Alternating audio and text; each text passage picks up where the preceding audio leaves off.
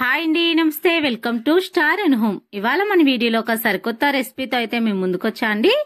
మామూలుగా అయితే అందరూ ఇంట్లో పప్పు సాంబార్ అలా చేసుకుంటా ఉంటారు కదండి. అలాంటప్పుడు ఆవకాయ పచ్చడి లేదా పచ్చిమిర్చి పచ్చడి అలా కొన్ని రకాల పచ్చళ్ళు అయితే చేస్తూ ఉంటారు కదండి.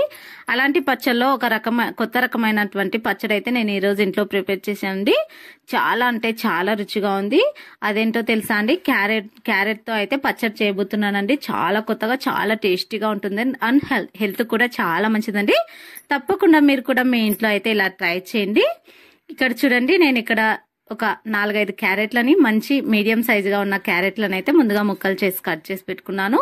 అలానే ఒక ఆనియన్ అయితే కట్ చేసి పెట్టుకున్నాను. అలానే మనం చేసే ఈ క్యారెట్ రెసిపీకి వచ్చేసి, పచ్చడి రెసిపీకి వచ్చేసి పచ్చిమిర్చి వచ్చేసి కొద్దిగా ఎక్కువనే పడుతుందండి. నార్మల్గా ఎండుమిర్చితో చేయడం కన్నా పచ్చిమిర్చితో చేయడం చాలా మంచిదండి హెల్త్ కూడా. ఇవి లిమిట్గా అయితే కారంగా ఉంటాయండి. పచ్చిమిర్చిస్ అయితే కడుపులో కూడా డైజెషన్ ప్రాబ్లం కూడా ఉండదండి, ఎక్కువ కారంగా ఉండదు కాబట్టి. పచ్చిమిర్చి వచ్చేసి చూడండి, ఇలా ముందుగా అయితే ఒక ప్యాన్ అయితే తీసుకొని ఒక 3-4 టేబుల్ స్పూన్లంతా ఆయిల్ని అయితే వేసానండి. అలానే ముందుగా కట్ చేసి పెట్టుకున్న ఉల్లిపాయ ముక్కల్ని, అలానే పచ్చిమిర్చి ముక్కల్ని ఒక దాని తర్వాత ఒకటైతే వేసి వీటిని కొద్దిగా ఒక 2 నిమిషాల సేపు అయితే వేయించుకున్నాను. ఇవి ఎక్కువసేపు వేయించకూడదండి, పచ్చిమిర్చి అలానే ఉల్లిపాయ ముక్కలు. ఇంకా ఆ తర్వాత 2 నిమిషాలు వేయించిన తర్వాత క్యారెట్ ముక్కల్ని కూడా వేసి ఒకసారి అంతా చక్కగా కలిసేలాగా అయితే కలుపుకోవాలండి. ముందుగా అయితే కొద్దిగా ఉప్పు వేసుకోవాలండి. రుచికి సరిపడా వేసుకోకండి, చూసి అయితే వేసుకోండి. మళ్ళీ తర్వాత అయితే వేసుకోవచ్చు. ఇలా ఒకసారి అంతా కలిసేలాగా అయితే కలుపుకున్న తర్వాత మూత పెట్టేసి 1-2 నిమిషాలు అయితే మగ్గనివ్వండి. చూడండి, బాగా మగ్గిపోయిందండి. ఇలా మళ్ళీ ఒకసారి మూత తెరిచి ఒకసారి మళ్ళీ అంతా కలిసేలాగా అయితే కలుపుకోవాలండి. ఇలా కలుపుకోవడం వల్ల సైడ్కి ఏదైనా క్యారెట్ ముక్కలు ఉన్నట్లయితే చక్కగా అంతా కూడా కలిసి కుక్ అవుతాయండి. మళ్ళీ ఇలా చక్కగా కలుపుకున్న తర్వాత మళ్ళీ 1-2 నిమిషాలు మూత పెట్టేసి, మర్చిపోయానండి చింతపండు వేయడం. ఇక్కడ ఒక చిన్న సైజు గోలీ సైజు అంతా చింతపండు అయితే నీట్గా వాష్ చేసుకొని వేసుకోవాలండి ఈ టైంలో. ఇంకా ఇలా చింతపండును కూడా వేసుకున్న తర్వాత ఇంకా ఇలా మళ్ళీ ఒకసారి అంతా చింతపండు కలిసేలాగా కలుపుకోవాలి. 1-2 నిమిషాలు అయితే మూత పెట్టేసి 1-2 నిమిషాలు మగ్గనివ్వాలండి.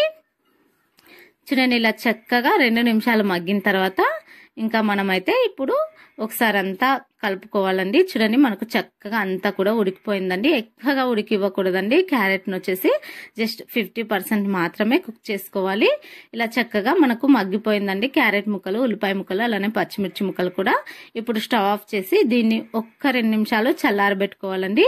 మనం ఇలా చల్లారబెట్టుకున్నాం అనుకోండి, మిక్సీలో వేసుకున్నప్పుడు మిక్సీ వేడెక్కకుండా ఉంటుందండి. అలానే రోట్లో వేసుకొని దంచుకోవాలనుకున్న వాళ్ళు కూడా రోట్లో వేసుకొని దంచుకోవచ్చండి. కొద్దిగా ఉప్పు వేసుకొని మనము చాలా బరకగా అయితే మిక్సీ వేసుకోవాలండి. అస్సలు మెత్తగా అస్సలు వేసుకోకూడదండి. మెత్తగా వేసుకున్నట్లయితే చట్నీ అనేది టేస్ట్ అనేది మారిపోతుంది.